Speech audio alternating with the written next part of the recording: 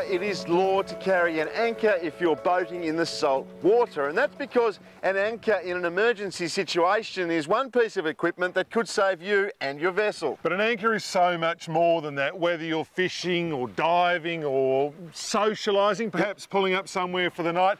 Knowing how to effectively use your anchor to get the best from it will make your day out on the water even more enjoyable. Anchors come in all different shapes and sizes, and it's important to find the one that's right for you and your boat. Common mistake when anchoring is not letting enough anchor rope out, having the wrong anchor, and not having the right length of chain. A drifting boat when you're meant to be anchored can be annoying if you're fishing, or downright dangerous if you need to hold firm in heavy weather or during the night. Once you've chosen an anchor, it's vital to ensure it's set up correctly. Now, it's a good idea to get familiar with your anchor. Let's face it, it spends most of its time tucked away in the bow of the boat. You've got to make sure that all the connections are solid, that your D-shackle's not going to give way and you lose your anchor from your rope. The other thing to ensure is that you have enough chain. Chain is your friend when it comes to anchoring, and a good rule of thumb is at least one boat length, but more will not hurt, and it makes your connection to the bottom solid as a rock.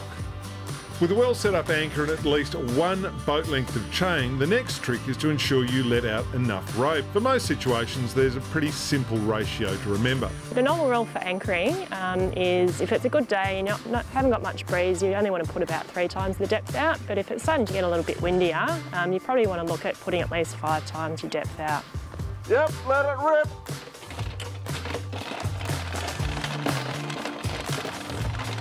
If you feel that you're drifting, you may want to take a reference mark back to the shore just to pick up whether you are drifting, and then just place some more anchor line out and just see how that sits. Once you've picked an anchorage or sounded a school of fish and you want to anchor, there are a few basic tips to make the process easier. Firstly, head into the wind or current. Drive slowly to where you want to drop the pick. Then lower it to the bottom rather than just throwing the whole thing over the side, because that can lead to tangles.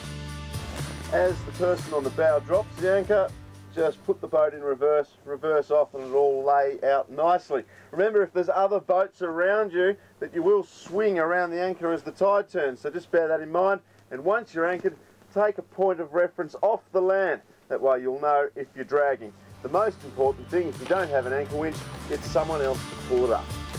So the simple tips are: make sure you have enough chain. As a bare minimum, that's at least one boat length.